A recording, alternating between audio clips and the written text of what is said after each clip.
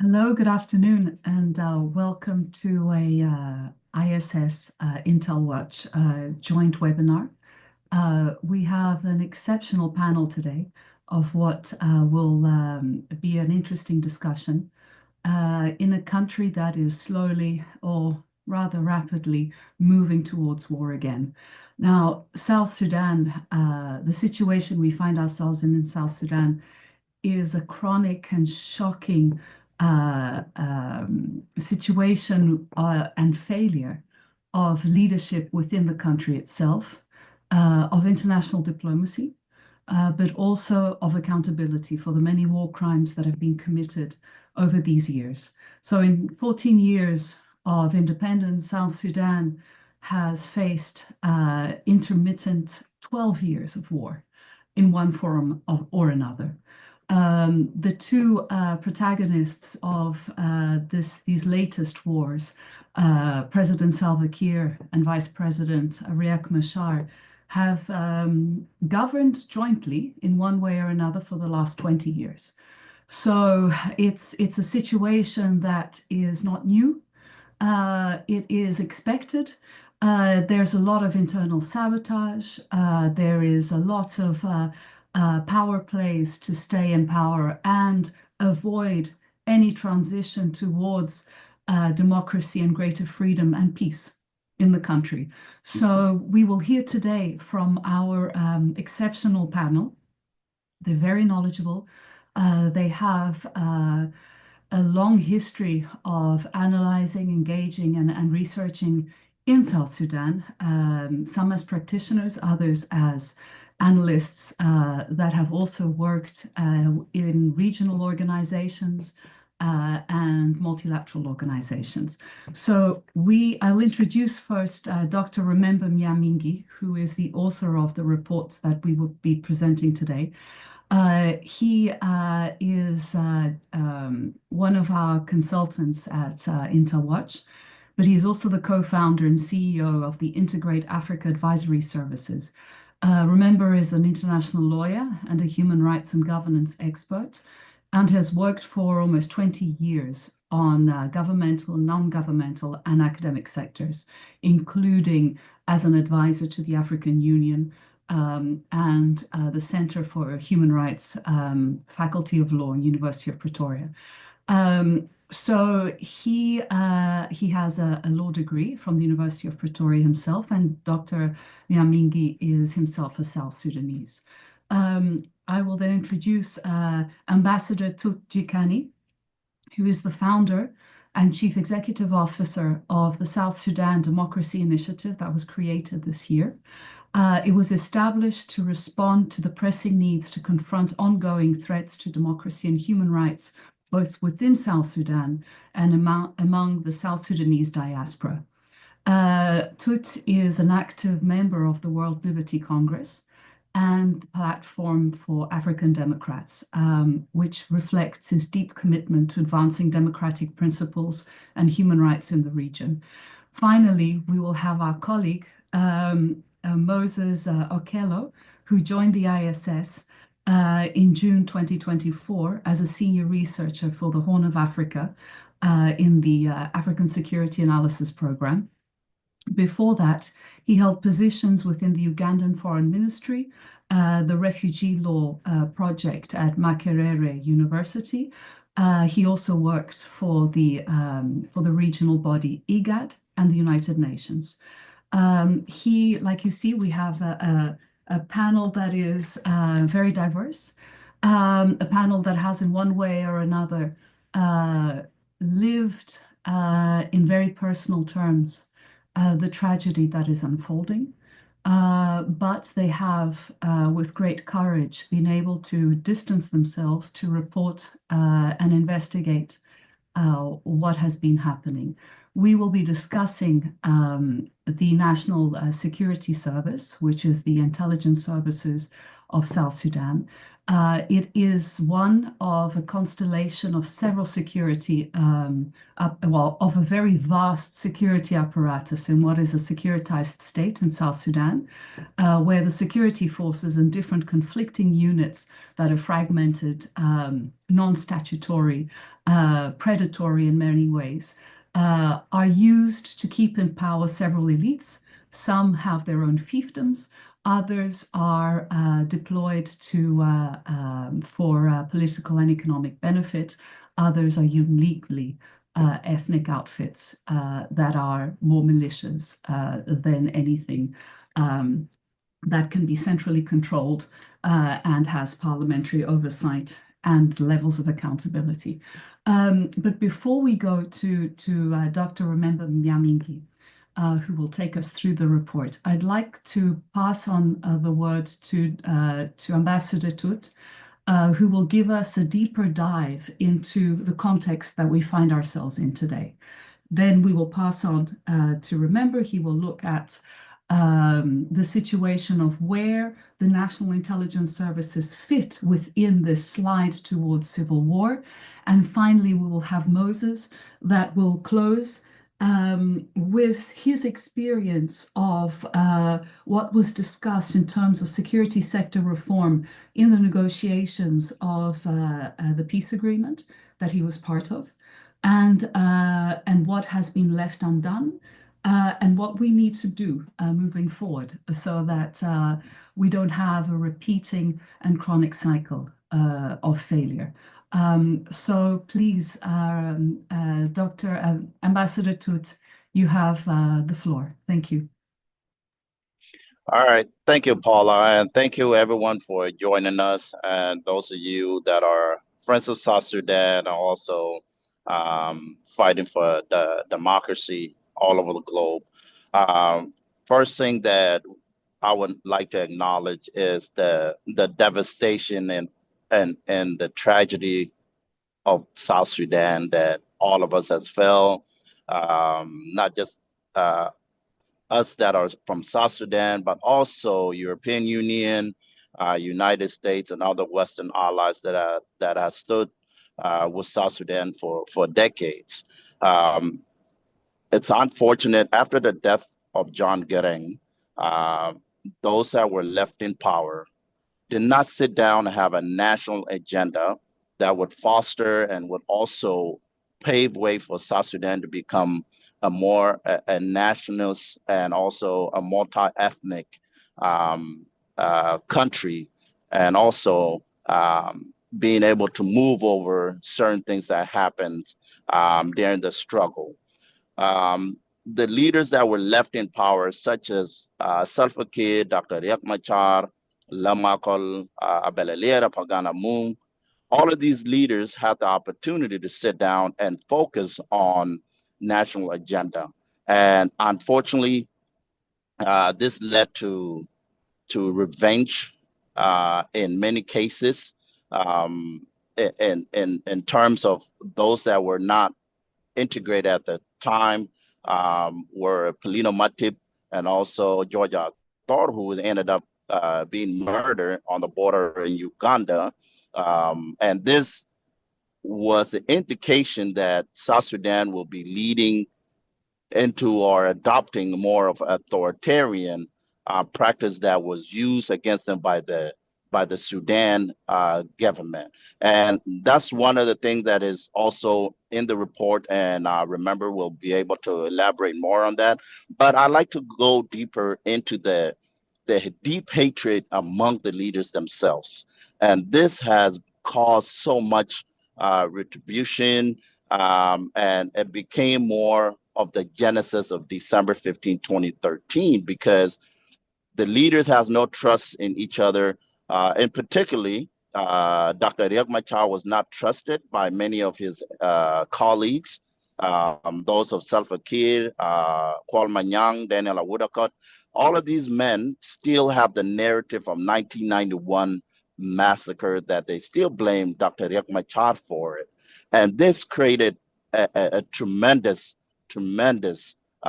deep hatred of using authoritarian practice, and also leaning towards more using a strategy that we call counterinsurgents, which was then warned by Dr. John Garang, telling the South and the national community this practice was used against the SPLA in the bush, and it's very dangerous if any of the leaders ended up using this, it will cause the country to go in a turmoil. And indeed, that's exactly what happened.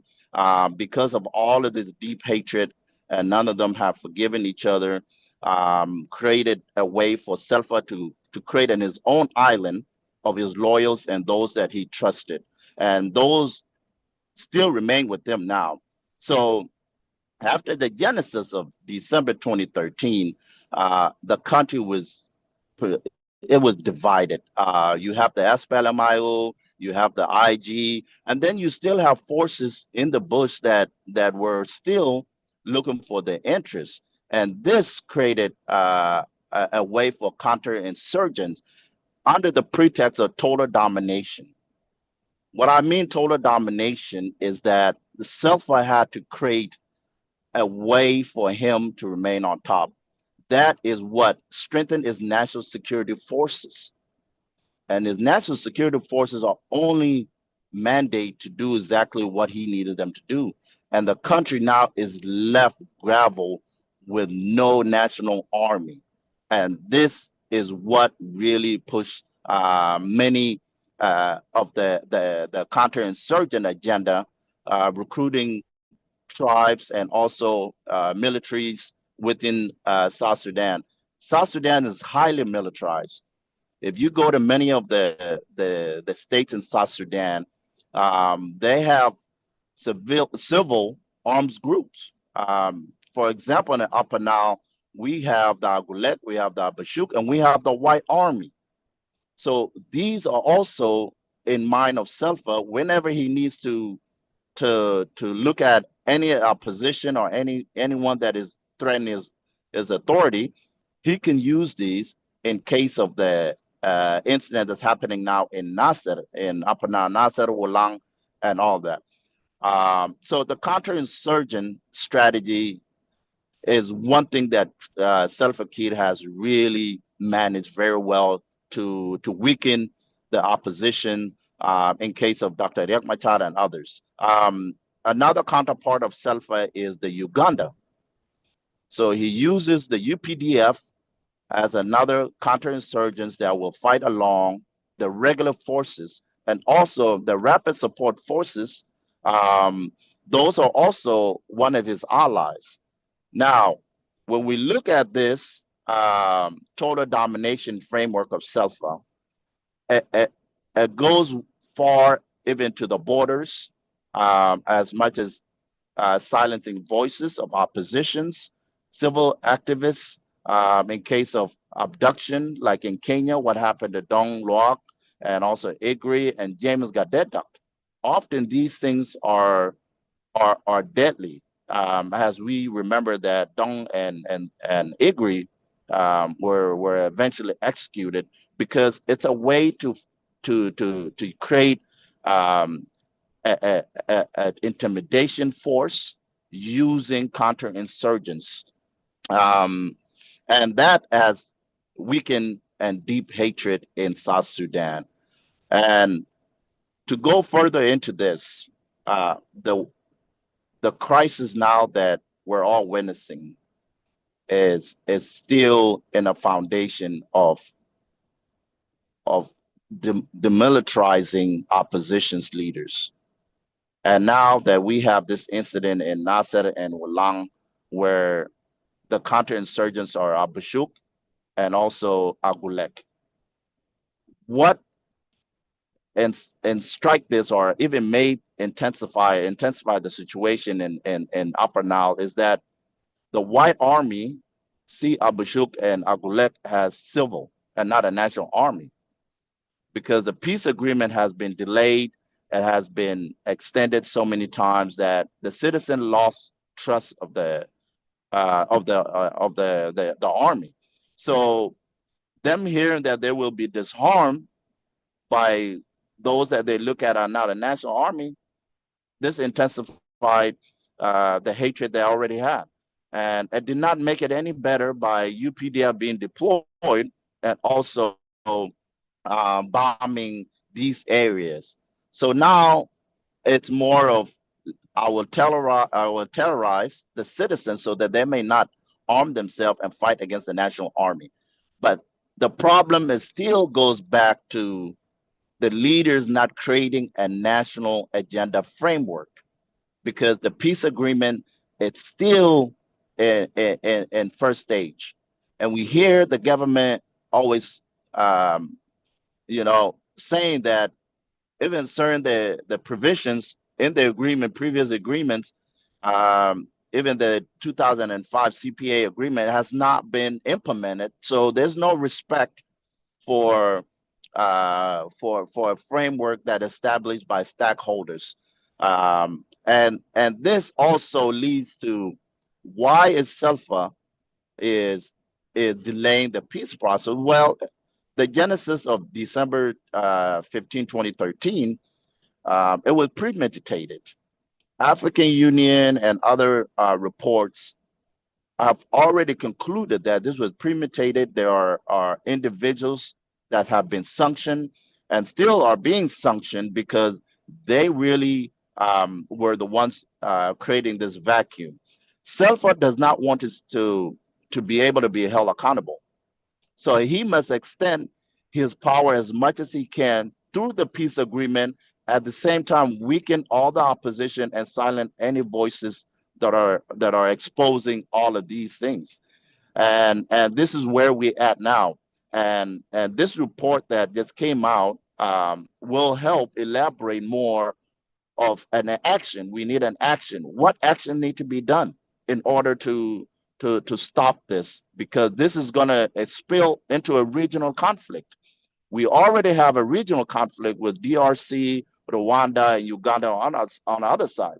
But now, with Salva prolonging the hybrid court and also the peace agreement, will lead to more a regional conflict, because Ethiopia and Uganda do not have the best relationship.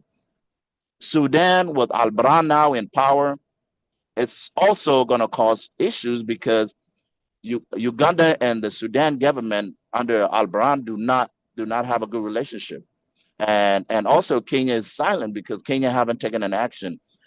So now we are looking at a conflict that will spill over a regional and will create more influx of refugees, which is something that we're not highly to handle because USAID is not there, and also many of the non-profit organizations are not there no more. So we need an action, and this action will take us to be able to pressure Kiir and his loyalists to be able to implement the peace agreement and also implement the security arrangement. And we also will need a national army to heal and reconciliation process, even though there's army embargo. Still, we do not need any weapons in South Sudan, because South Sudan is highly militarized. Each corner of South Sudan, they have civil defense that are armed more than the SSPDF.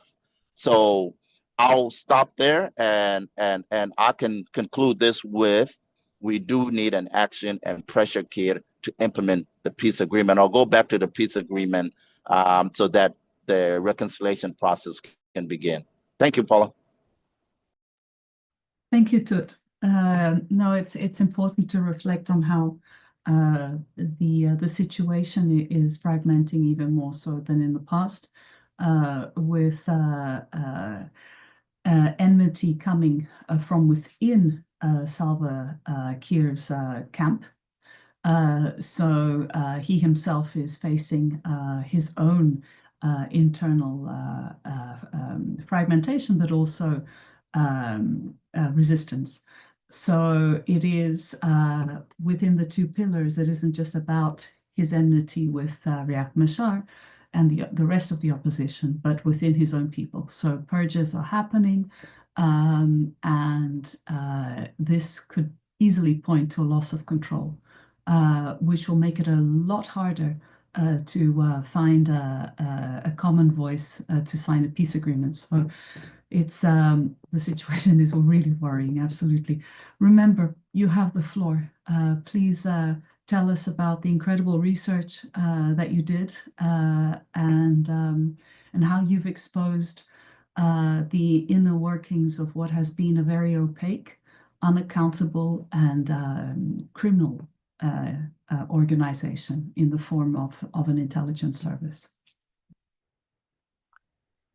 No, thank you very much, Paula, and Intelwatch and Institute for Security Studies for your continued interest and investment in South Sudan and South Sudanese issues. And thank you to those that have taken time to join us this afternoon, that you haven't really experienced whether the war or the peace fatigue, because South Sudan has been on the radar for quite a very long time, and it appears that there is no light at the end of the tunnel. But despite that fatigue, you have taken time to be with us this afternoon. So thank you really so much. To the report, the study took place late last year, and therefore it is really just bringing together a picture of what the National Security Service, which is the name is ironic itself because it is actually not a service for peace, it's not a service for democracy, it's not a service for human rights, as we will see very soon. It is basically a service for the system. And so it goes beyond, at least not up to now, and therefore you will see that we stopped with the appointment of the person that replaced Akolkur. But let's start with hope. 2011 was really hope.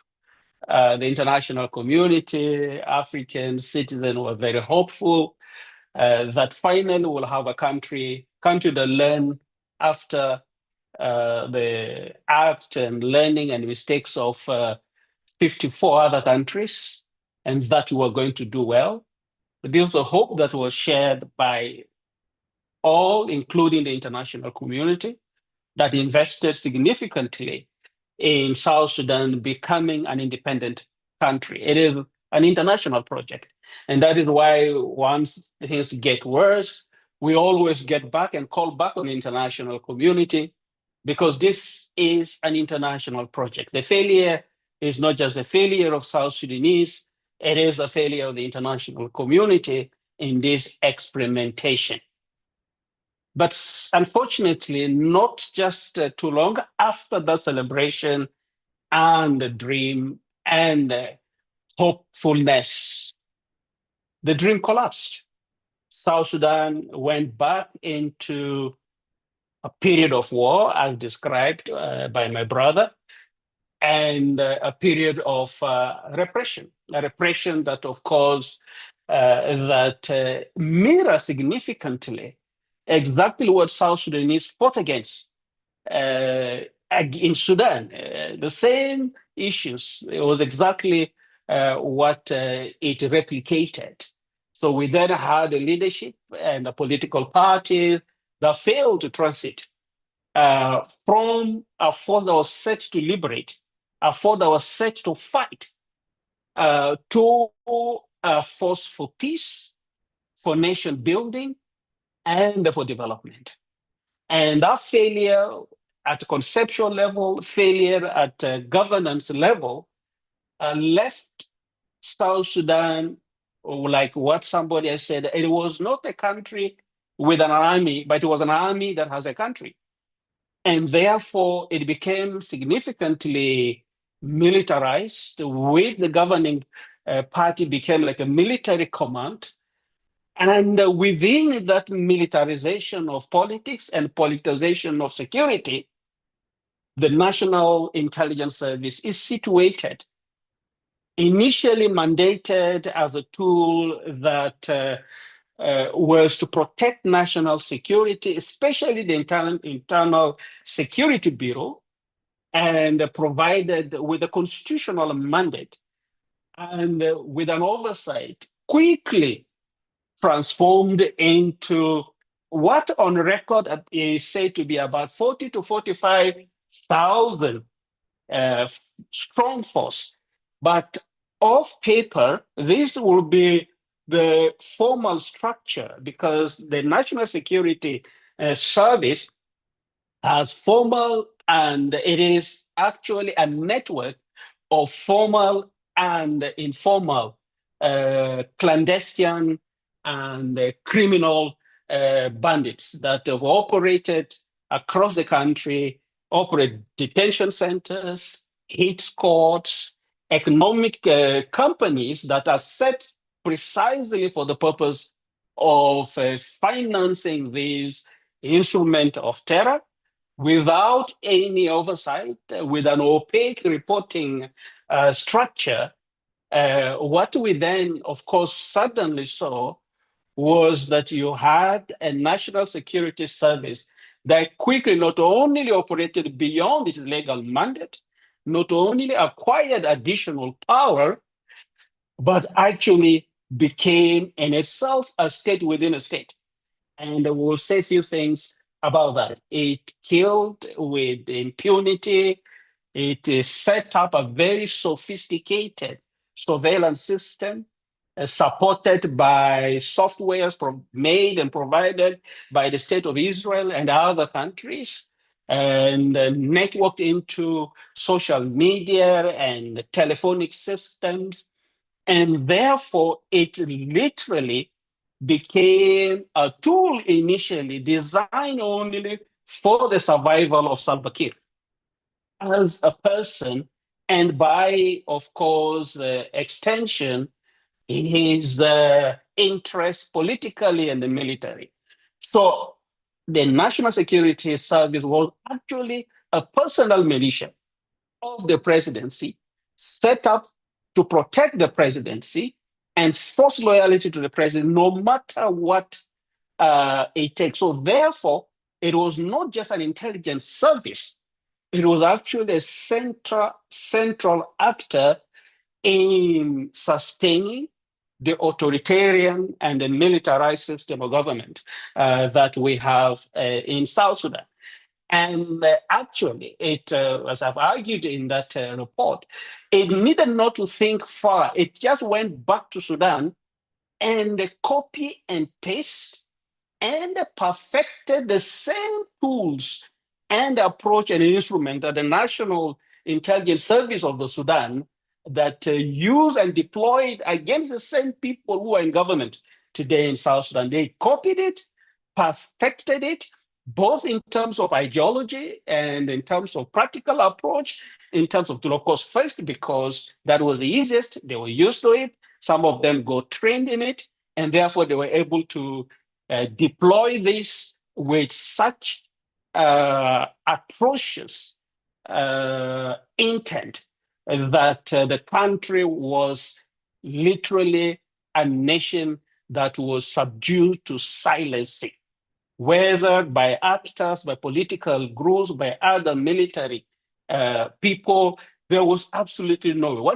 What is the implication of having a national security with such power? Of course, that it not only imported the brutality, the impunity, and the regime first security doctrine that was there in the Sudan, but perfected it in a country without institutions, a country that did not have oversight institutions, the only authority being the president. Of course, what it did was that it undermined and almost put a full stop to a hope of creating a system that was democratic, a security system that served the nation. Because to do that, you had to trade your life for an attempt to change or to challenge the system. And those who even took the attempt, like Ambassador Richard said earlier on, said they will challenge this outside the country, in the region, found themselves in coffins, taken from Nairobi, from Kampala, or killed in hotels in Addis, back to South Sudan. So it went so powerful. Now, even though NSS was a powerful tool for the president, it became so powerful that it even eventually became a threat to the presidency. And that is why it was even impossible for Salva to remove Okello when he was in Juba. He needed Okello to leave the country, go to UAE, and quickly able to change that leadership. And when he was back, he had to be put under house arrest because it had become a government beyond what the those who created it intended it to be. It was no longer not just a law to the president, it was now a law unto itself. And the extent of atrocity committed, it is surprisingly that the friends of South Sudan, the international community, who somehow, whether willingly or unwillingly, missed the warnings of this brutal animal that was being created right from the wars of 2023. That was a masterpiece in Sudan's counterinsurgency, except that it was colored with ethnic and genocidal intent in Sudan. But that was, of course, spoke about in terms of power sharing and peace. Sometimes I feel that the international community became a bit embarrassed, having worked and invested so much and having had so much hope for a country, now seeing it crumble. It was just a shared shame that they did everything possible to make sure that it was either covered or supported or helped to succeed, rather than exposing. That's probably why, for example, for goodness sake, while so many people were sanctioned, including the current Vice President, Bolmel, Okello with his atrocities in the country, outside the country, with all the renditions, were never touched, never mentioned, even though UN agencies and all that systematically kept pointing out that the greatest threat to the state and governance and human rights in South Sudan is the National Security Service. That did not probably get enough attention to be able to place him under some form of accountability. And that created, a culture of impunity.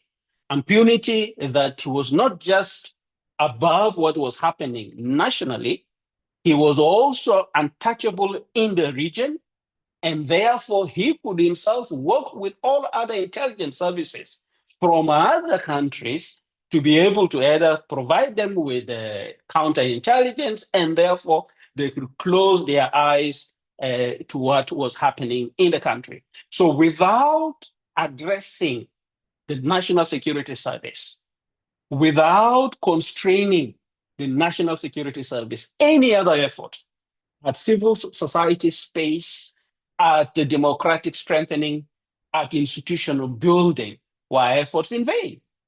Because the space for that engagement it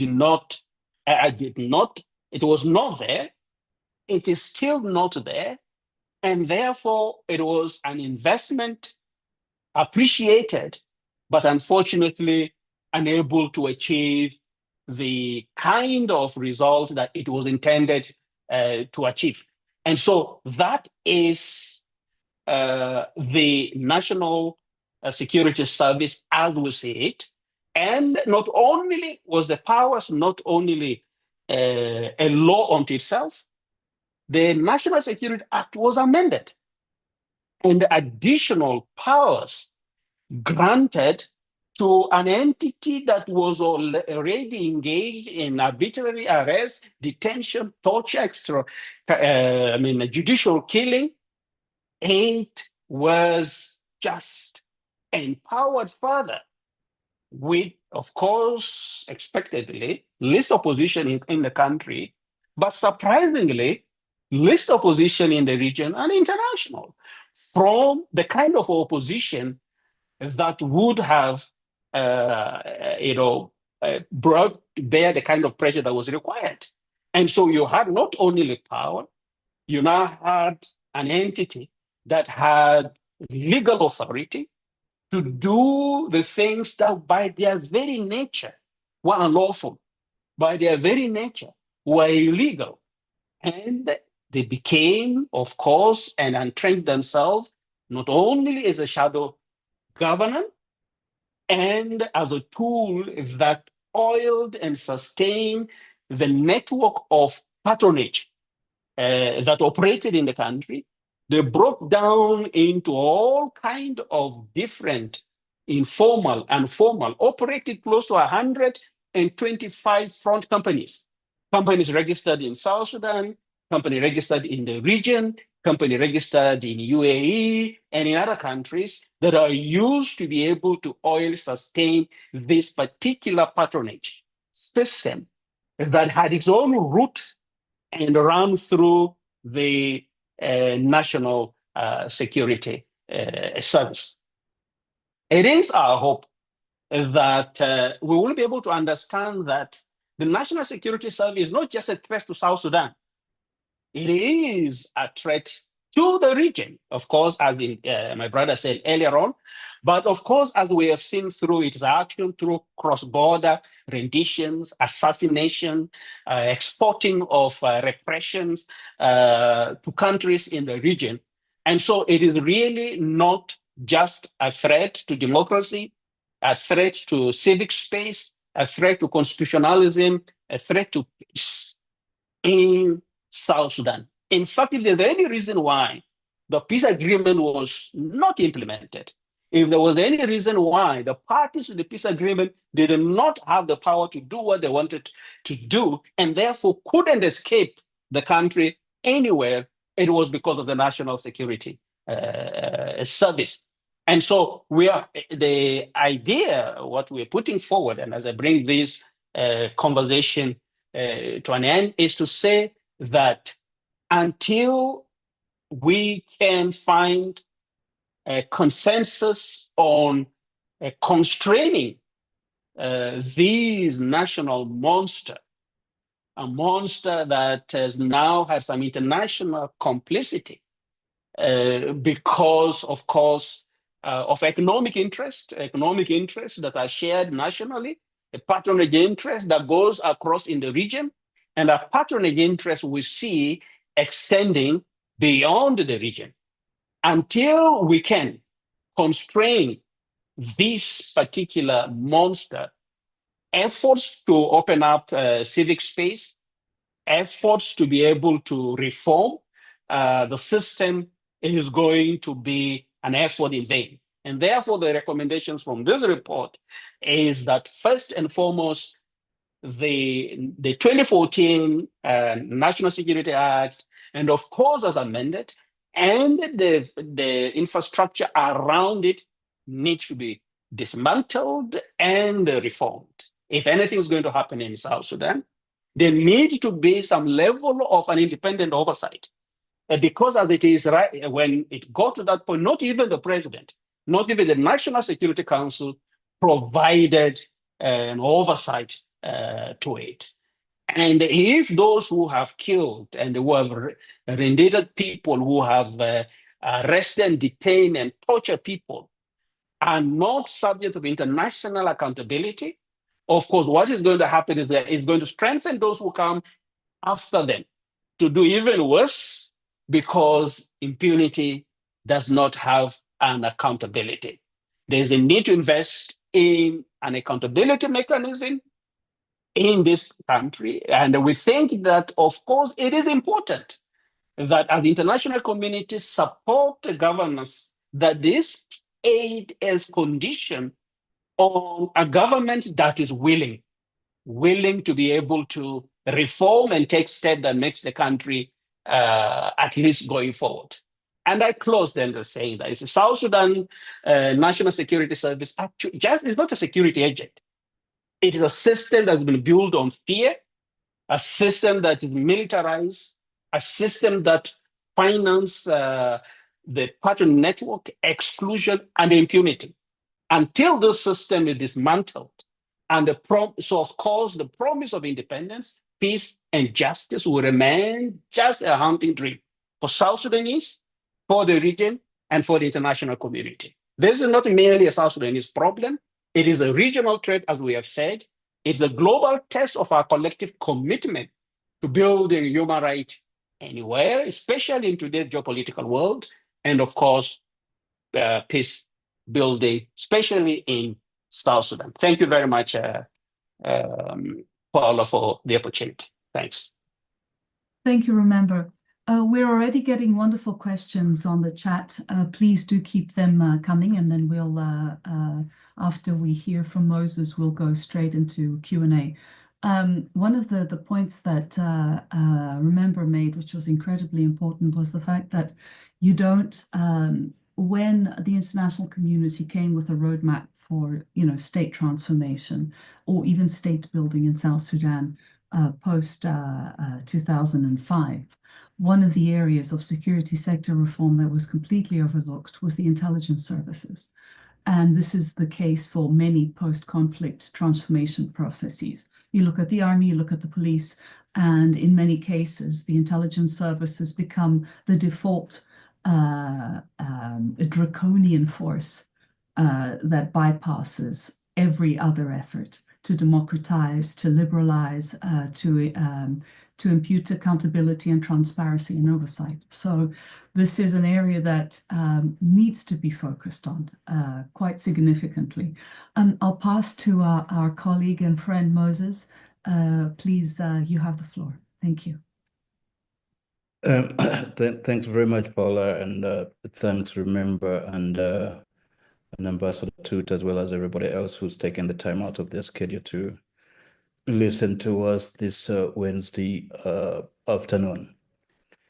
It's a bit difficult to say much at the moment, having heard from Toot and Miamingi, but suffice to say that what we see in South Sudan is basically a conflict trajectory that is rooted in historical divisions, ethnic tensions, and struggles for power and resources. And it would appear to me that this is a good way to summarize what has just been said. In a way, you could also say that the country is trapped in cycles of relapse and peace negotiations, with the conflict currently in Nasir being the most recent manifestation of that relapse, and the peace negotiations now stalled in Kenya, the Tumaini process being a manifestation of those peace negotiations. This, unfortunately, was not entirely unforeseen. What we are witnessing today is a situation that was anticipated in during the negotiation that led to the first peace agreement. And in the process of those negotiations, the role of the National Security Service came up as an area that required a bit of focus. Unfortunately, the National Security Service, which was discussed within the broader framework of security sector reforms, did not receive as much attention as it needed. And as such, some of the little that was discussed about this particular service went unaddressed. It almost, just got suppressed by some of the more severe issues that the country was facing back in the day. So we now have a monster that somehow managed to pass below the radar in this, and as I remember said, is perhaps one of the biggest impediments to peace in South Sudan. During the negotiations around the National Security Service, the overall security environment had a number of institutions. You had the police service, you had the armed forces, that is South Sudan Armed Forces, now Defense Forces.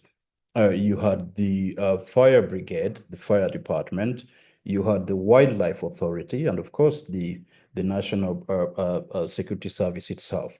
At the time, the primary point of contention was the fact that the National Security Service, which is supposed to be a service, as remember hinted, as well as the police service, which are supposed to be complementary to other state security organs, were bearing arms. They were arms-bearing institutions, which within a democratic context was probably not what is to be expected. So as such, one of the main conversations was around who has the right constitutionally to bear arms, and whether going forward the National Security Service or members of the National Security Service were to be allowed to bear arms. I think an associated concern about the NSS had to do with the numbers and the fact that the composition, the number and composition overlapped across these other entities that I mentioned. Nobody had a clear idea how many folks were out there carrying themselves about as National Security Service entities. So we could not talk very easily about how to start a process of reform, because to start any reform process, you need to have a sense of how many people we were talking about. So numbers and composition, the fact that the service was a patchwork of individuals from different other entities, either actively participating in those entities or ad hocly participating in those entities. That fact alone made it a bit difficult for the negotiations to proceed on this issue. So broadly speaking, the limited conversation that then took place focused on 4 areas. 4 areas that were discussed in passing. One of the most important areas, which also was hinted at by Remember, is the question of legal and institutional reform. The fact that at that point in time, the security service had powers to arrest, detain, interrogate, alongside collection of data and analyzing it.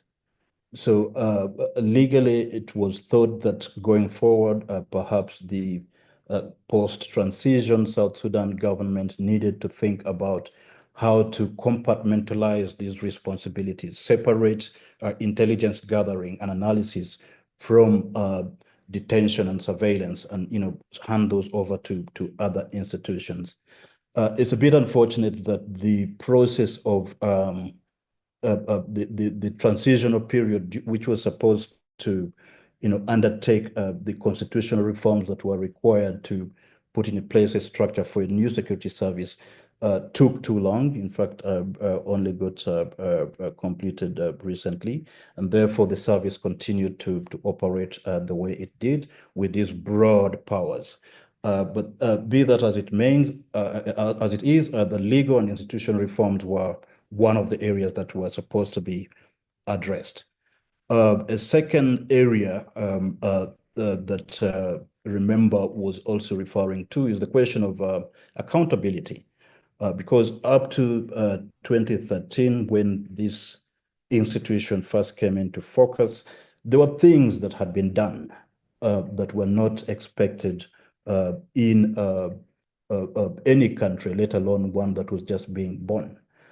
So by 2011, between 2011 and 2013, when this conflict broke out, you already had the good old disappearances, extrajudicial killings, and things of that sort. And therefore, a conversation needed to be had among South Sudanese how to hold accountable those members of the National Security Service that were involved in these kind of violations.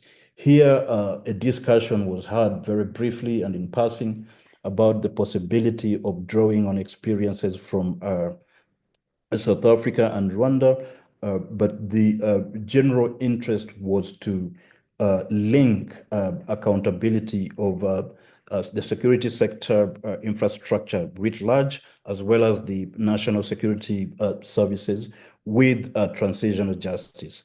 And therefore, if you look at Chapter 2 of the agreement, even in its revitalized sense, there is a bit of a link between Chapter 2 and the chapter on transitional justice.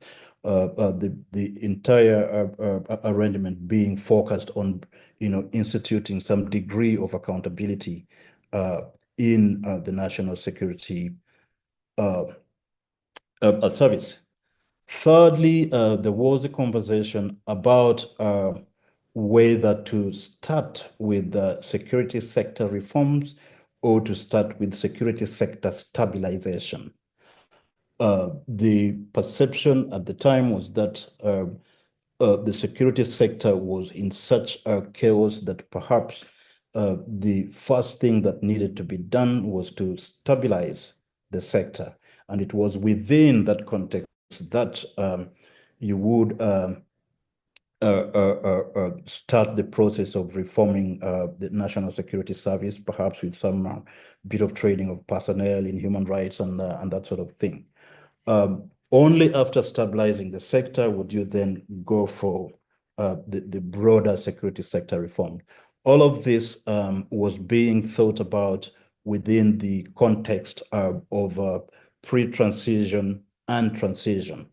And therefore, by the time that South Sudan was going towards an election, a lot of this kind of work needed to have been done to stabilize the sector, start the reform, and then head over to elections. Lastly, and most importantly, and I think this is where remember also ended at, the question of professionalization of the security sector, as well as the national security services came up very, very strongly. In particular, the culture of impunity that was progressively creeping. So there was a discussion: at what point do we start professionalizing this entity, given that its membership up to that point in time did not go through a proper training, vetting, proper recruitment processes. So a conversation was had around those areas. It's a bit unfortunate that listening to remember that these 4 areas are also the areas within which some of the excesses of the National Security Service have manifested, and that gives me a bit of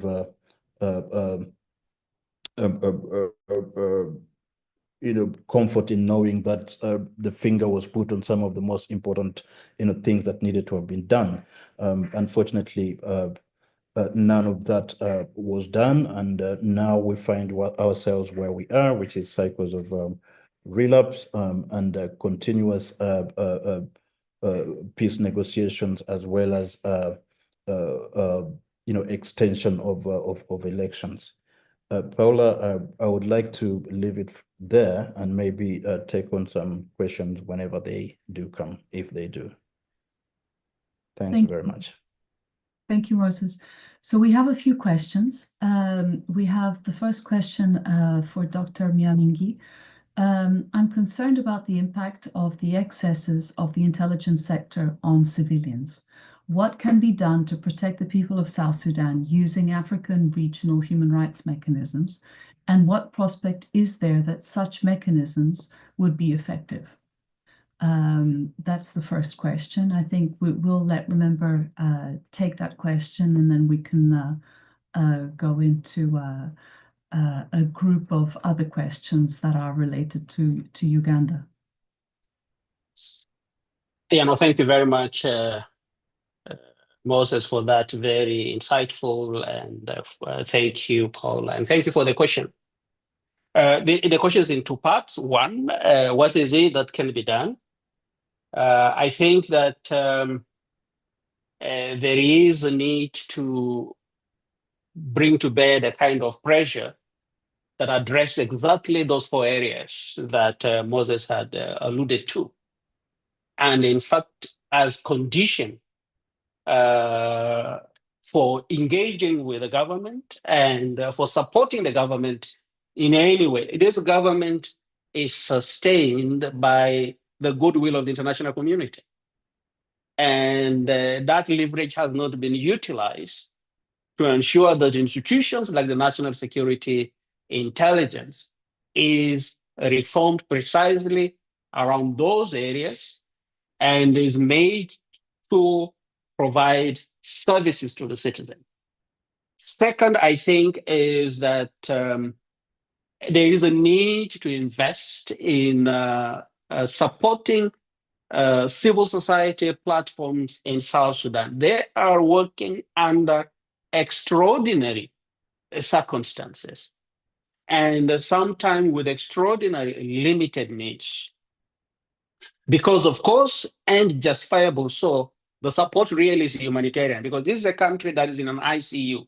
And therefore, there is so much emphasis on humanitarian support. But sustainable humanitarian support, especially in the world in which today that international aid is where it is, it's going to be difficult to sustain that for a longer time. We've seen what's happening with the Sudan and all that. So ensuring that citizens are able to stand up and carry out some of the functions for active citizenry, supporting them and supporting those institutions, I think is extraordinarily important, so that they can then ensure the international pressure is complemented by national pressure to reform the system. And as we said, that system also has benefited from international support. The sophisticated technology that the National Security Service is using today in South Sudan to terrorize, to arrest, to close space, to kill, to displace, and to kidnap citizens across is not made in South Sudan. It's made by countries that say that they are democratic and say that they value democracy and human rights. But they're able to provide this tool to a very authoritarian system, and knowing exactly what that system what that regime will use it for. So pressure on some of these countries, international, but also in the region, I think will go a long way to support. Now, whether regional and international mechanism can play a role, and to what extent, these are mechanisms that I'm very familiar with, mechanisms that work with people, very good intent people, smart people, do good work. But the end result of whether these are recommendations or the decisions of the Human Rights Commission, Human and People's Rights Commission in Banjul, or even that of the court, are ignored by state parties without any consequences. And there is very little that this mechanism can do beyond the mandate that has been provided to them within their enabling treaties. But of course, as advocacy tools, as voices of conscience, continuing to put out there these issues for the international community and for the conscience of the international community, they play a very significant role if they have the capacity to be able to engage in this, and where they have engaged. The African Commission on Human People Rights was part of the Obasanjo report. They documented this. The special rapporteur has gone to South Sudan a number of times, have written and issued a press statement on all that. They're doing what they were set up to do. But that the output not being taken up by those who are supposed to take it up and utilize it. And so there's a disconnect between this mechanism and what they can do and what actually their result is on the ground. So I am hopeful because of the intention, the people there, but I'm skeptical that their outcome will bring about a change now in South Sudan and protecting civilians and reforming the national security service. Thank you. Yeah, if I could add something, thank you. Remember, what needs to be done as far as accountability and holding these stakeholders accountable, as we can see, even the African Union itself has some loopholes. The same thing with the army embargo has loopholes that the regime is getting around it by using Uganda as a way to supply weapons, as we can see in the intensified fighting in Nasser and Walang, that the Abashuk received brand new weapons, and also Agulek, and these are tribes being recruited. So first thing that the international community needs to do is shut down all the embassies that are run by South Sudan, as far as United States, European, and also other parts. By holding them accountable in this way, pulling out of these things, will let them know that this has to end. Like Remember said, he made a great point by saying that South Sudan is an international project. And then somewhat there has been countries that the international community has took as a project and did not go well, in case of Afghanistan, also Libya and Congo. And these things do have implications on the international community. So the national security in South Sudan have money and bribing stakeholders so that they're not held accountable. This is also weakening the system or the mechanism that would help foster a more unified South Sudan. And this has been one of the most crucial areas that the international community hasn't been able to get a grip on how to hold leaders accountable. Yes, sanction is great. Freezing the assets is great, but also I was a bit disappointed in United States by allowing issuing visas to officials to come to U.S. But now many of the South Sudanese students are in detention, immigration detention. Meanwhile, they have nothing to do with what is in South Sudan. So United States also must reject all visas, anything that the South Sudan government is doing, they must reject it. So let them know, hey, we're going to close doors because this cannot continue any longer. So UPDF or Uganda is also a U.S. ally that they also must pressure Museveni not to meddle into South Sudan's crisis, because he's benefiting from it. How is he benefiting from South Sudan crisis? Is that he's able to use his power in influencing the SSPDF, and SSPDF were able to hand over billions of dollars to UPDF. Meanwhile, they're not receiving salaries, neither the civil population receiving salaries. So Museveni is benefiting from this in so many ways. So definitely, I would like to see more mechanism, or a strong mechanism like how it is in West Africa with ECOWAS. ECOWAS is very strong because there are accountability being held by using the region to clamp down on anyone that is causing all these issues. So I just wanted to add that. That's great. Can I just ask James and Kosi if you can kindly take down your question hand and write the question in the chat box. Moses, go ahead, please. No, I actually had, I was going to say that, I saw two hands. Okay, so we have another question, which is for everyone. Can we say something about the UAE's engagement with South Sudan, and how does that interact with the security services? I don't know who'd like to take that first.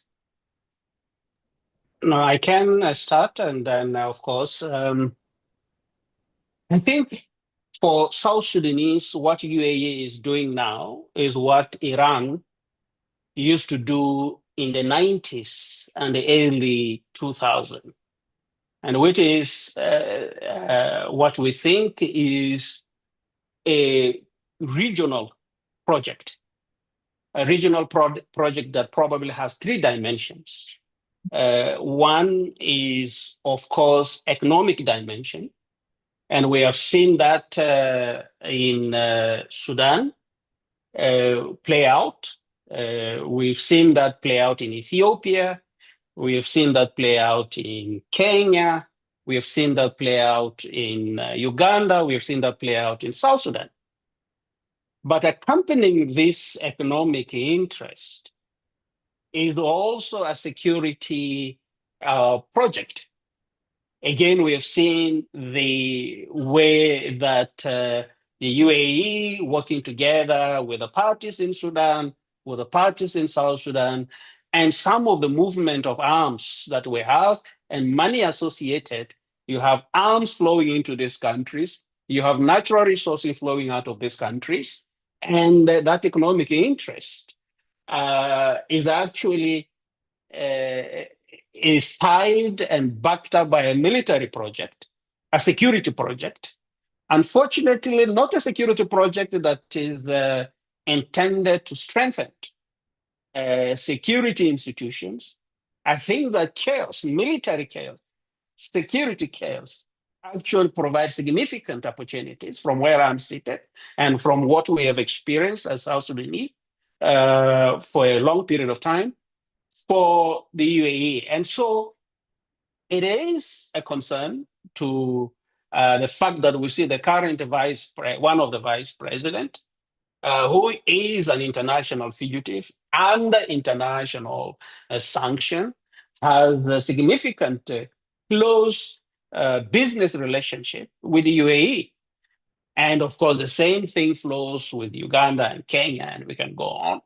And we've also seen that that business relationship has also provided ways through which not only Uganda is providing new arms, but then this money is able to use to purchase arms that are these frontal businesses, and these arms find themselves in South Sudan. And we've seen that this is not just a theoretical level, as you would have seen, that just because of the hospital, that I'm picking one piece, that the UAE built somewhere in the border between Sudan and South Sudan, and how it has been perceived to be a facility that is meant to provide support to RSF. And not only brought RSF into the conflict, but also brought SAF into the conflict. And so that support and that network, as it is the regionalizing economic interest and the security interest, it is actually also extending and expanding state fragility in its. What is the end goal of that? I don't know. Thank you.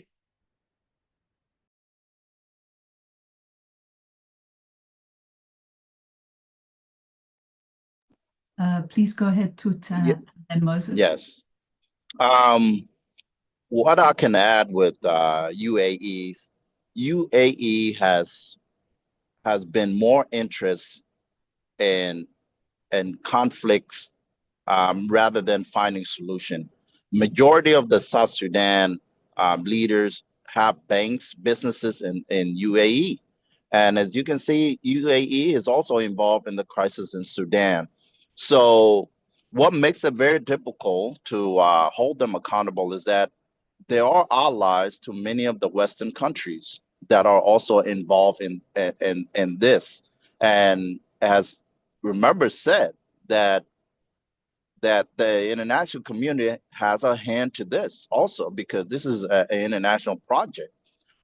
So there's need to be more pressure on the UAE and being involved in all these crises, even as the rapid support forces are now being able to empower themselves through such channels. So these channels are not only undermining the peace agreement, but it's also intensifying the regional stability. So international community must put more pressure on UAE.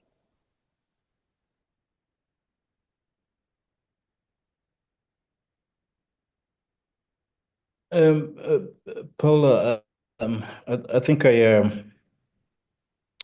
mean, there is a lot of speculation about, who's doing what with whom in the course of this conflict, and a little bit like Sudan up north, the role of UAE and to some extent Saudi Arabia has has come up, and there is a narrative that is starting to emerge around the likelihood that South Sudan is now also getting caught up within the geopolitical dynamics, which encompass, the rest of the Horn of Africa, as well as the Red Sea arena. So I can see how UAE interests start to raise eyebrows.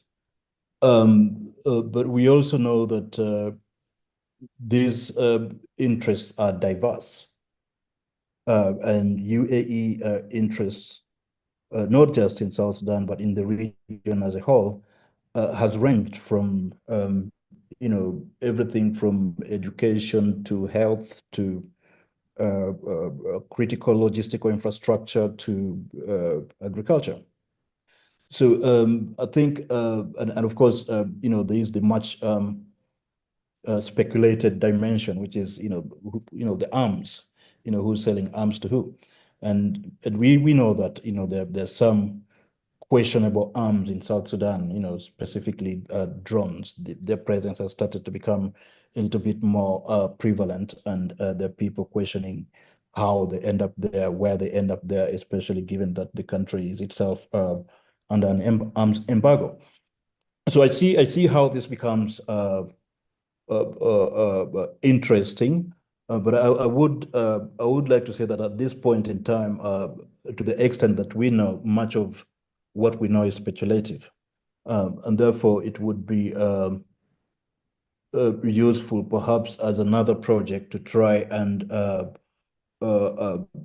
figure out exactly what is UAE doing, what's the volume of trade it's got with South Sudan, and in which areas, who is bringing arms into South Sudan, where do they pass? I know that some reference has been made to Uganda as a conduit, a possible conduit, but this could be a project of its own to try and isolate what those specific roles are, where the arms are coming from, how they get into South Sudan, what the other things are that the UAE is doing in South Sudan, and of course what Saudi Arabia is doing, and whether that has a link to what UAE is doing, as well as Egypt and all the other players.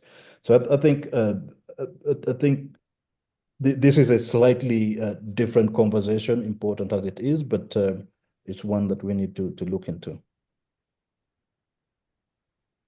Thank you, Moses. Now I'm going to go to Uganda, because there are lots of questions and rightly so on the spoiler role that Uganda is taking. So I'm going to read in a batch the Ugandan questions and then open to our panelists. So the first is, how does the role of Uganda in the conflict in South Sudan, how is it seen by IGAD and the AU. That's the first one. We have another one, which is Uganda was among signatories during the peace agreement in 2018. And we have seen the activities of the UPDF in the country, including bombing civilians using banned chemical weapons and gases. Why is the region, African Union, and international community so quiet while General Museveni and his son are committing atrocities and crimes against humanity in South Sudan? How can Uganda be a signatory when they're already taking sides and killing innocent civilians? Then we have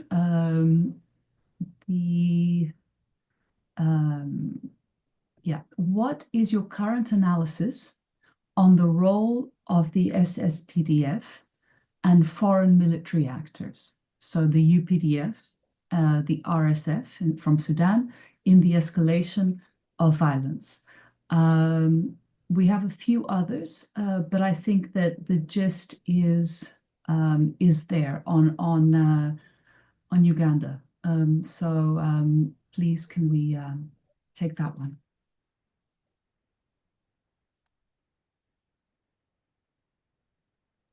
Shall I go first? Yes, go ahead. Go ahead, Moses, then remember. I mean, being Ugandan myself, there's quite a risk of sounding apologist here. But let me see if we can take on some dimensions of these questions. Role of Uganda as seen by IGAD. Interestingly, there's two dimensions to this dilemma, foreign involvement in South Sudan in general. I think that South Sudan has a bilateral military arrangement with Uganda that has been in existence way before the current conflict. I think that military arrangement was first used to flush Ugandan rebels out of South Sudan, that's the Lord's Resistance Army, and subsequently renewed after a conflict broke out in South Sudan. And we hear that that status of mission agreement has recently been renewed once again to facilitate Uganda's entrance in South Sudan. So to a certain extent, you can say that this is the legitimate right of two states to engage each other's military in the way, the fashion in which they see fit. And that makes it a bit difficult for institutions like IGAD to get involved. Because even if IGAD is a regional multilateral entity, I think some of its foundational documents, some of its normative documents make reference to non-interference and stuff like that. So there are certain principles that are embedded in. So the bilateral agreement that South Sudan enters into with whomever, on the one hand, vis-a-vis the multilateral obligations, no doubt in conflict at this point in time. But we did hear an additional explanation as to Uganda's presence in South Sudan, and this links to your question about the RSF and the Sudan Armed Forces and their possible links. I think there was a narrative that was also starting to emerge that if UPDF had not showed up in Juba, just like in 2013, this time around, it would have been a walk for the White Army to show up in Juba and the game would be over. So there is an argument of the degree of existential crisis that the White Army posed to the regime in Juba. Whether that is true or not, obviously, is for all of us to establish. But that narrative has been put out there. But also knowing Juba's fragilities, it's a bit difficult to dismiss that possibility, especially as some folks were claiming that the White Army and the South were in cahoots, and perhaps some of the weaponry that was seen with the White Army, was supplied by South. Again, that's part of the conversation. These are parts of the overall conversation that is taking place at the moment. The truth of those conversations is a little bit difficult to establish. I feel more comfortable to say that there are elements of overlap between the two different conflicts and the threat to Juba on the other hand. But the specific elements of that threat and what role UPDF plays in it is somewhat challenging. I think it's also curious why why IGAD did not say anything, or IGAD or the AU say anything about Uganda's presence. So I think the mere fact that both IGAD and AU have been quiet does not mean that they have not signaled their understanding of the situation. Then again, that's something to be established, but it's part of the basket of issues. Back to you, Paula.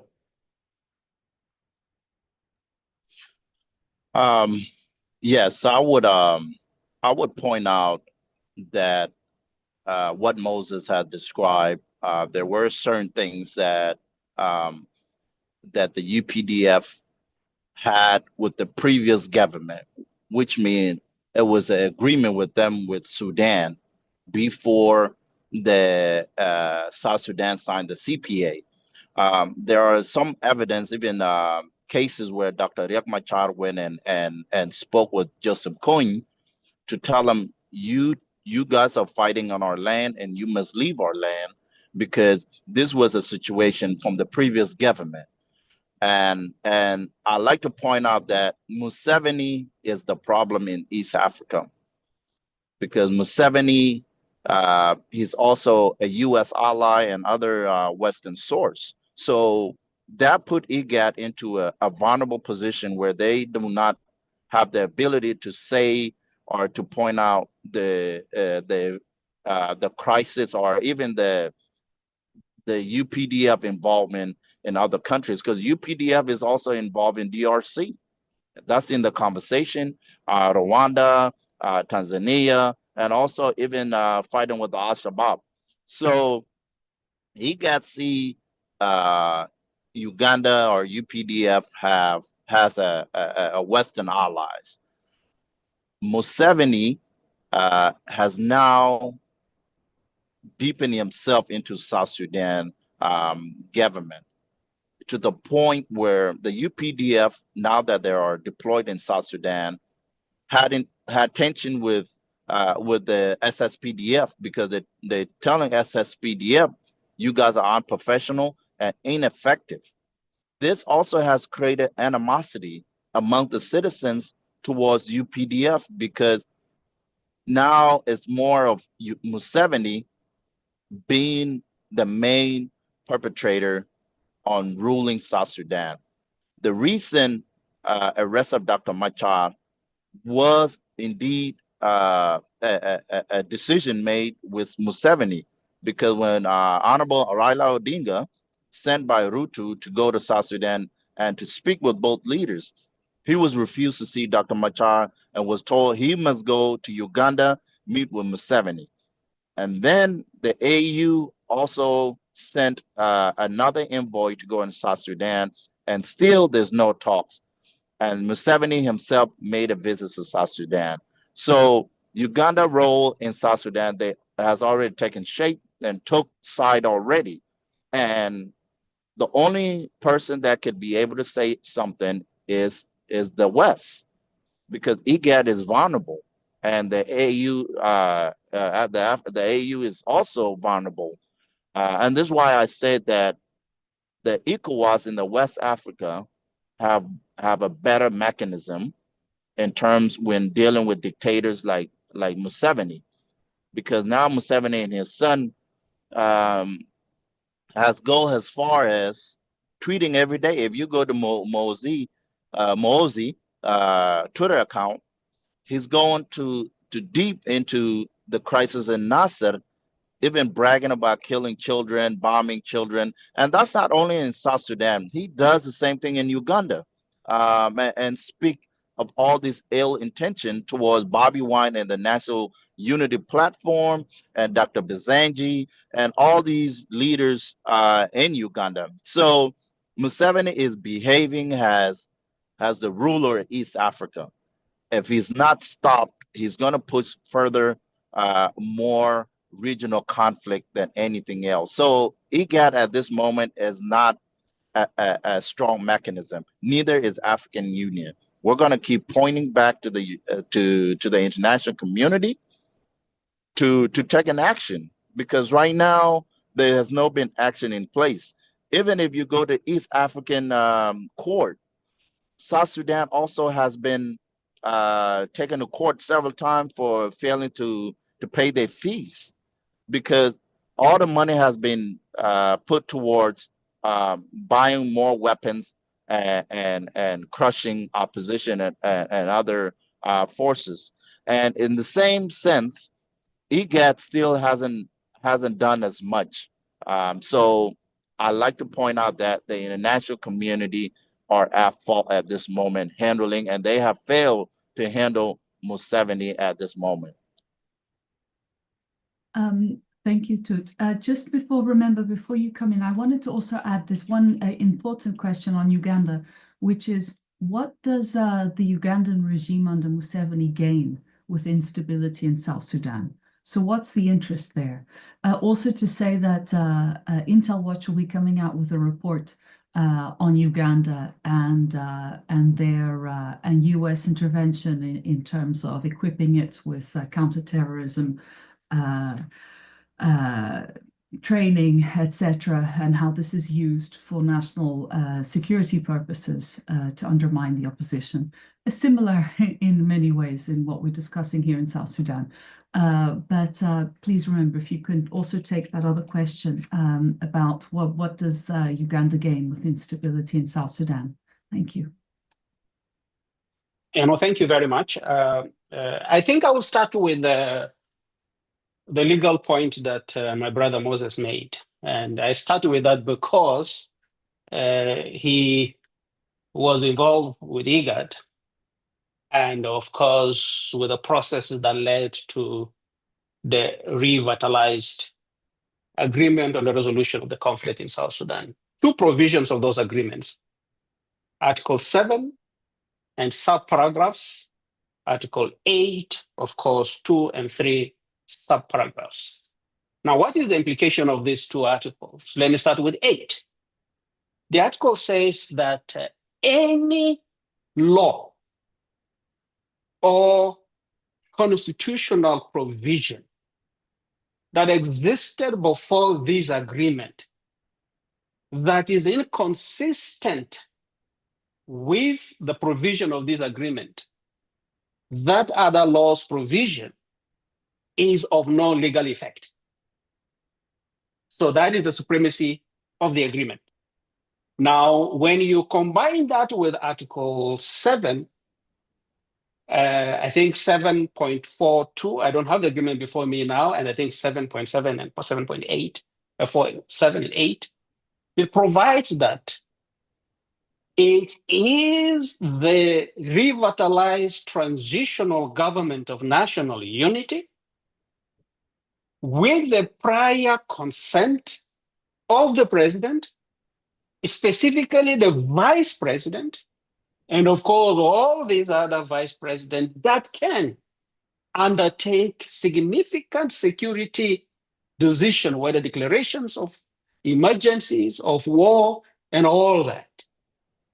And so right now in South Sudan, the LRA agreement is irrelevant because it was with a particular government that had a particular implication, and its provisions with a particular government are inconsistent. And we can point out where we're not going to those. But second, there's only one legitimate authority in South Sudan that can invite a foreign force. And that authority is the revitalized transitional government. It's not Salva, it's not Bolmel, it's nobody else. And the key parties to this agreement are on record saying that these decisions were not taken in consultation.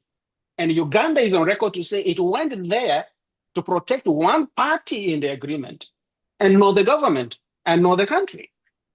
And so Uganda's involvement right now in South Sudan in law has no basis. It can have basis in the Ugandan constitution. But in South Sudan, within the agreement, there's no basis. In fact, some of us have even argued that it is actually an aggression against the government and the people of the country in international law, because it is not invited by the legitimate authority in that country. So the legal argument from a legal perspective is problematic. Now, why is Yoweri involved and Uganda? And I think that we need to be able to understand that Uganda played a significant role, and in fact, positive role, in the wars of liberation. But we also need to understand that it was from Uganda going to Sudan that John Garang died. And so Uganda has that historical role that it played. And of course, it has that sometime, I think, as when I talked to my Ugandan colleague, maybe a sense of guilt or sense of extraordinary responsibility to do something to ensure that that project of South Sudan does not fail. I don't know. But there is, of course, as Ambassador said, there is economic, the war economy is motivation. That has been documented. It's not a speculation. It's been documented.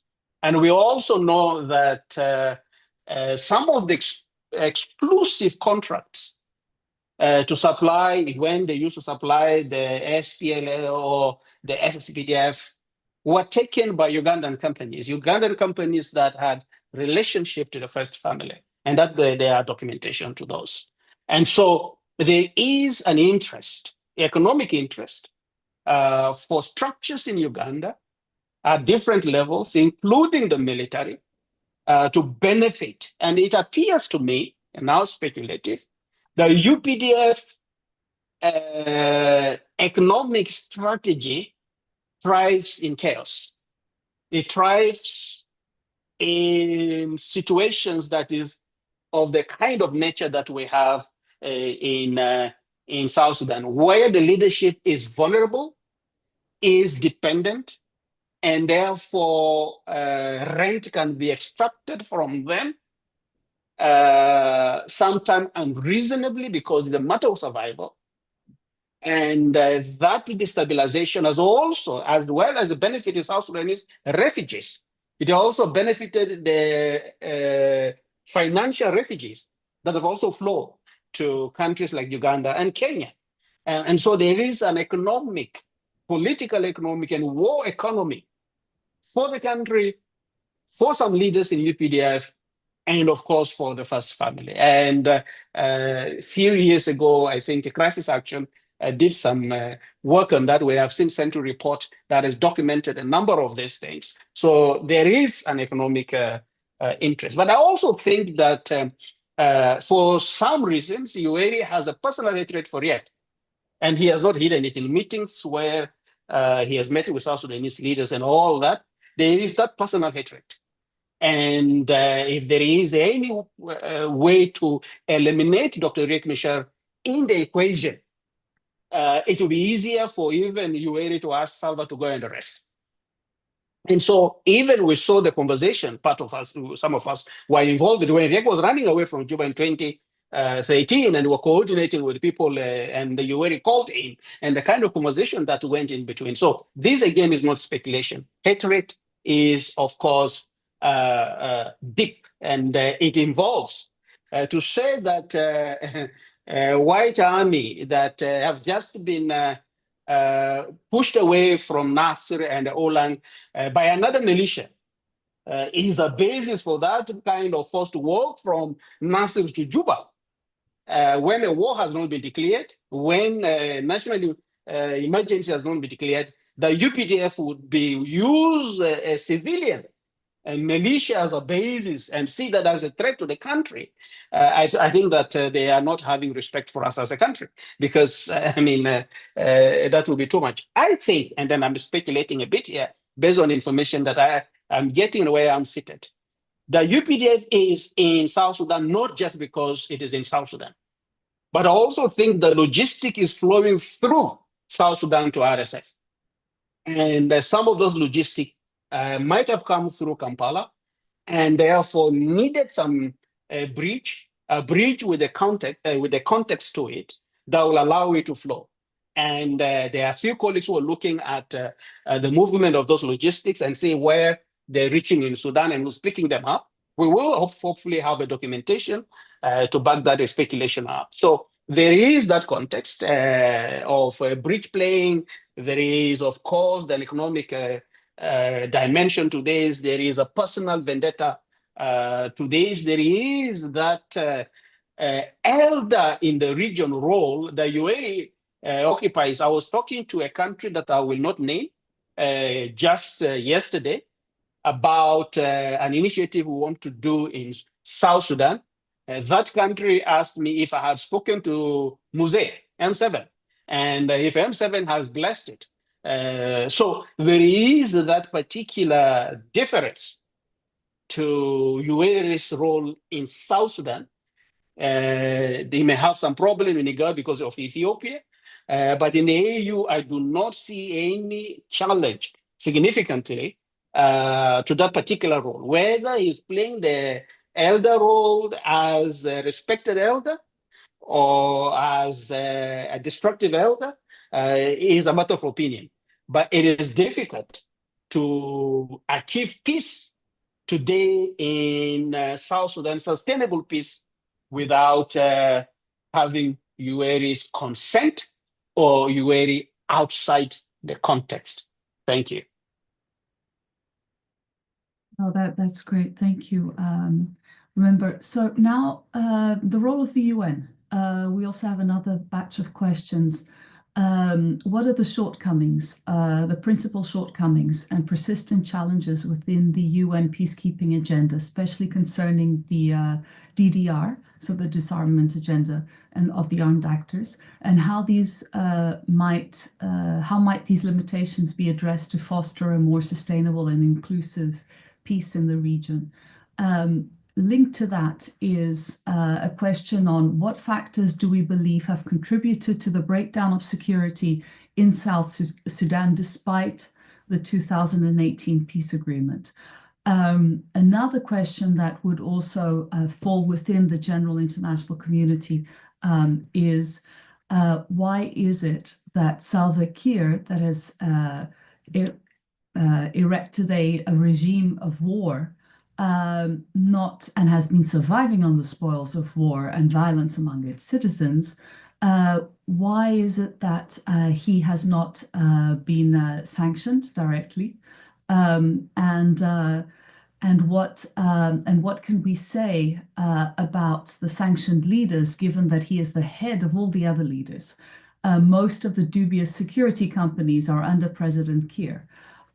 So I think it's time, our colleague says, for the international community to isolate the president. So can we please look into that quickly? And then another one is on the current status of the peace agreement in light of the recent arrests. We know that the SPLM-IO said that now it was, that this was an abrogation of the new peace, well, not the new peace agreement, the revitalized peace agreement. So can we talk about the international community and the UN and the breakdown of the security services, please?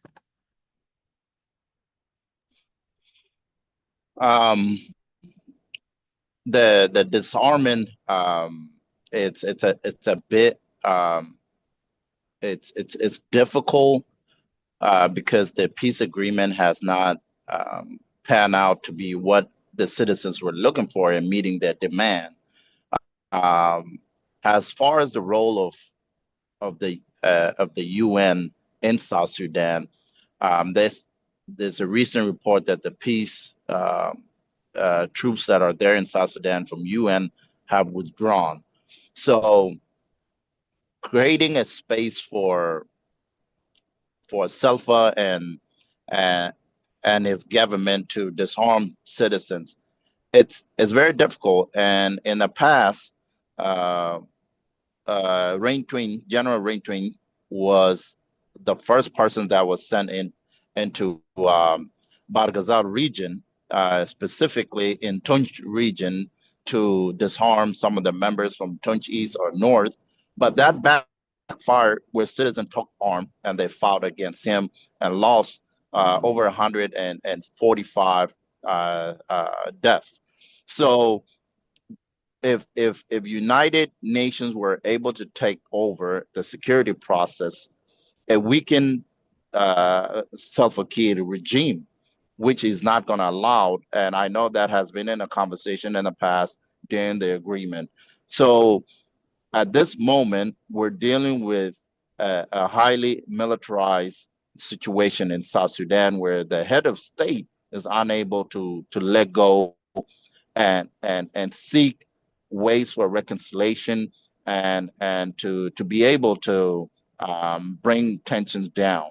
So this is a tough situation where it's going to take push and shove in order to get the international community to move forward in terms of how do we deal with the highly militarized situation in South Sudan. So the main problem is that we're still dealing with the hatred that has been embedded in the citizen the last 12 years, 11 years, because after the peace agreement, CPA, was signed, there was some relative peace in South Sudan within the citizens themselves, except for those of the cattle raiding from Greater Pibor and also some parts in Upper Nile and also Jonglei and Unity State. So it's crucial that to understand that after the genesis of December 15, 2013, it just made the situation even worse, where citizens were like, okay, we're going to take arms and we're going to protect ourselves because there's no national security.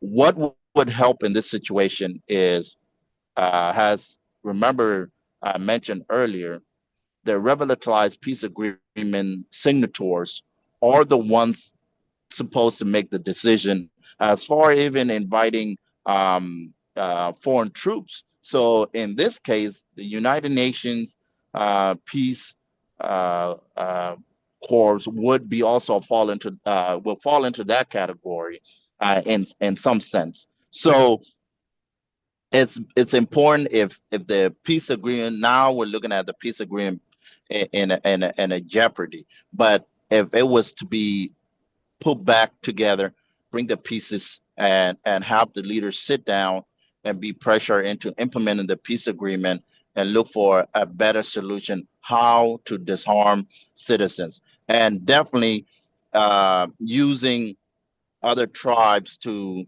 dismantle other tribes within South Sudan is not going to help. It's just going to make matters worse. So going back to the agreement would foster a better way in order for the national community to bring any type of pathway for citizens to let go of their weapons, and disarmament might take process.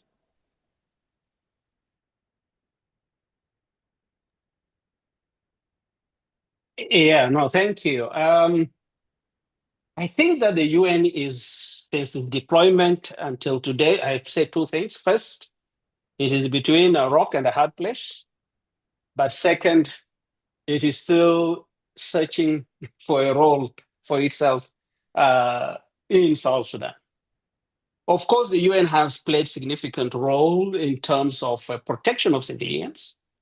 If it was not because of the UN, the 2013 genocide would have been extraordinary, because civilians and citizens would not have anywhere to run to and have protection. And so that they've played significant role. UN has played a role in the humanitarian sector. I think it is important to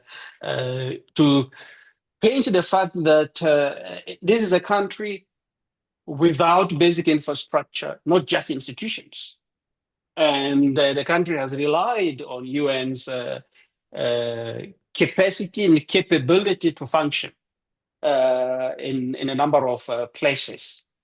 But of course, again, gradually, the UN has also found itself in the same regional and geopolitical dynamics that not only define the conflict and the roles of the actors in the country, but also even far afield, that has implication in South Sudan. And therefore, it is more or less like working on eggshells to be able to deal with all the acts that there is.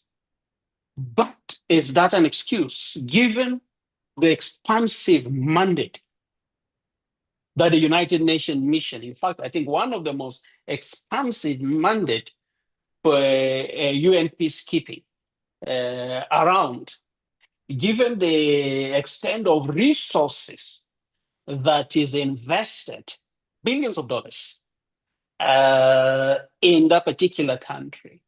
Can we say that the outcome, the result that we have today of a country that is not just leaping into a war, but is walking through war?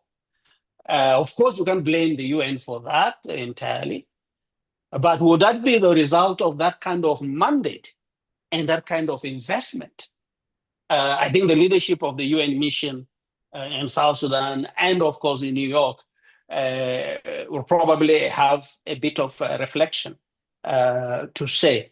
For some of us, we believe that the UN could have done more and that it could do more, but that leadership and other dynamics have constrained the ability of the UN to do the kind of things that it could have done in that country. And I'll leave that there. Salva and why he is not sanctioned is a mystery. For some of us who are South Sudanese and who work on that country, and I wish I had an answer to say, how can somebody single-handedly, of course with others, slaughter thousands of people from one ethnic group in the capital, in the full glare of the international community, and stage genocide in slow motion, and war crime and crime against humanity, destroy a country, destroy an army, and still the last man standing? I have no explanation for that. Probably, and Moses, let me speculate a bit. Maybe I think that there's always the fear at the back of the mind of the international community of a vacuum in South Sudan, and therefore there's always the belief that probably this system you can punish, but you have to shepherd it out of this towards some kind of credible alternative. And in the absence of a civic population that is active, in the absence of an opposition forces that is organized, that can present an alternative, credible alternative to a system, crumbling the system and crippling it up to the top, could be another Libya. And in the context of South Sudan, maybe, I'm speculating here, that played mind in the way in which the international community went about punishing and incentivizing the different actors that are in the processes. And we've seen that even those that were punished and are still under sanction have actually been rewarded. and rewarded in a system where we still have the international community investing significantly in it. If the international community were to take the money that it puts into the institutions of government in South Sudan today, that goes into the cost that these people actually squander in corruption and they use to kill their own people, probably the government would have had a second thought, would have acted differently. So on one hand, the international community is, of course, being helpful and responsible in one way, trying to help, but is also making that situation quite very difficult. For this set of questions, unfortunately, I don't have an answer for them, but I believe that these are very serious issues for reflection. Thank you.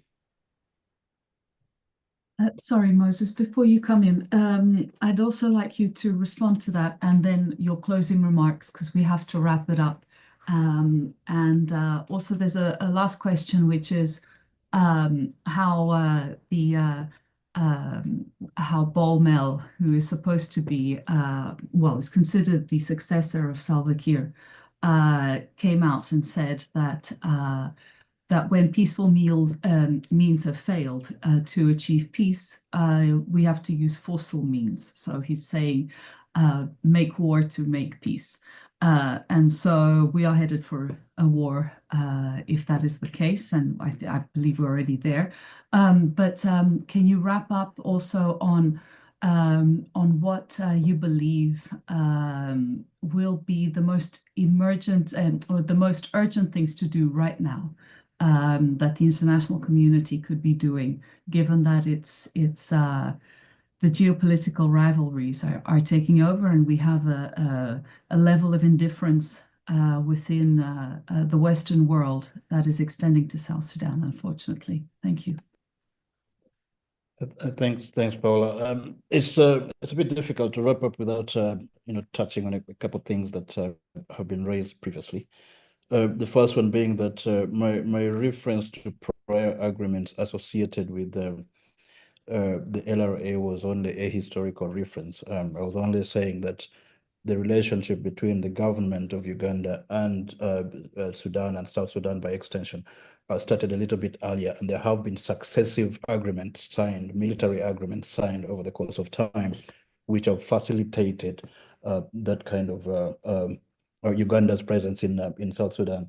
I mean, obviously, there are moral, dimensions to that, issues which I also disagree with, much the same as my other colleagues. But I find it a bit difficult to believe that you can have one army just roll into another, and the president of that other country just sits by and watches as though, they're open to being invaded.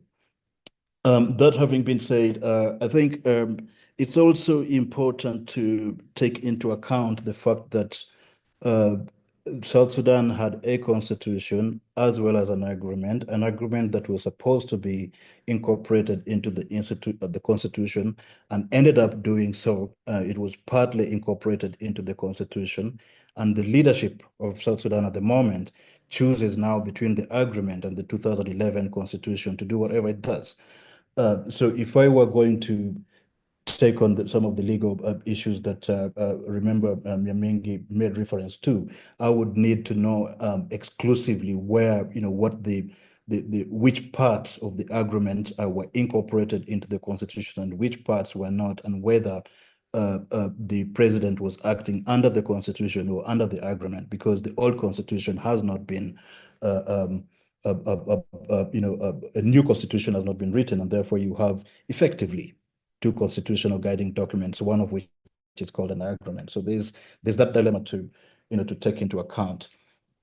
Thirdly, the question of DDR. I think this is primarily the reason we're here. Primarily the reason we're talking about Nasir and what Nasir means, because Nasir was a question of the replacement of a contingent of the South Sudan Defense Forces that had been stationed, over there for a very, very long time, and was supposed to be rotated through a a process of reintegration into the army, and the failure of that process is the one that triggered the failure and mismanagement, as well as, of course, the reshufflement that was done by Salva of the CDF led us, progressively to the situation that brings us to this conversation. So I don't want to go into the day-by-day, blow-by-blow account of how we got here, but there's some nuance that cannot just be overridden when talking about DDR and this other stuff.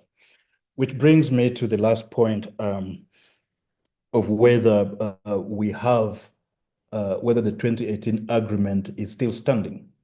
And I think this is very important, because we have been talking here as though we have an agreement in place.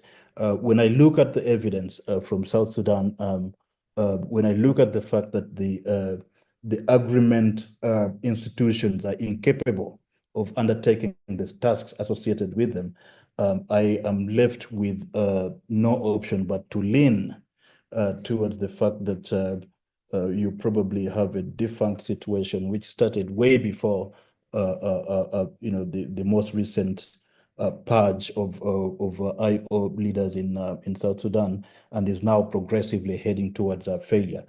My suspicion is that we just do not want to use the language of a failed agreement or a collapsed agreement, because it does have implications. If you say the agreement is collapsed, then what? Do you then get into a new round of conversations, or do you introduce a new mechanism or not? So there are those implications to the description of the status quo as it is. Lastly, Paula, I don't think sanctions. I've not been a big fan of sanctions, never been. South Sudanese leaders have been under sanctions for as long as I've known. I do not think sanctions have the kind of a stick that they're supposed to have, and therefore their efficacy is has been watered down. So they're not a new mechanism. We need to start thinking more creatively, and particularly think beyond sanctions, especially of heads of state. I think in international diplomacy, sanctioning heads of states, that's a no-no. Whether it's morally right, that's a different conversation, but legally as well as practically, you sanction Salva Kiir now, and then what? Who do you talk with in South Sudan, right? How do you move from that point? So there's we have to be a bit real here about what we suggest. How you get out of this, not very clear to me. Sometimes I love to talk in terms of acts of nature. Maybe that would help us at some point in time. But definitely, I suspect some kind of restructuring of the relationship between the different factions in South Sudan is important. How that restructuring is done is beyond me. But I suspect some economic incentives could be useful to go alongside the restructuring to motivate a process of getting out of the status quo in which we find ourselves right now. Back to you, Paula.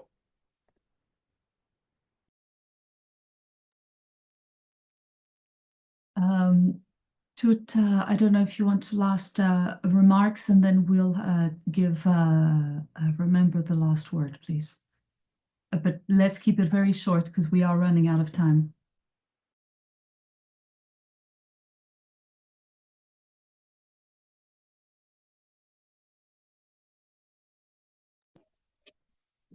All right. Thank you, Paula. Sorry about that. All I would just have to say is thank you for everyone that tuned in, and also thank you, remember, for the report, and also thank you, Paula, for all that you do for us. And last thing that I could leave us with is that definitely action is needed to be taken, because now there's just so much prolonging issues that are devastating South Sudan. Thank you, everyone, and I'll just leave it there.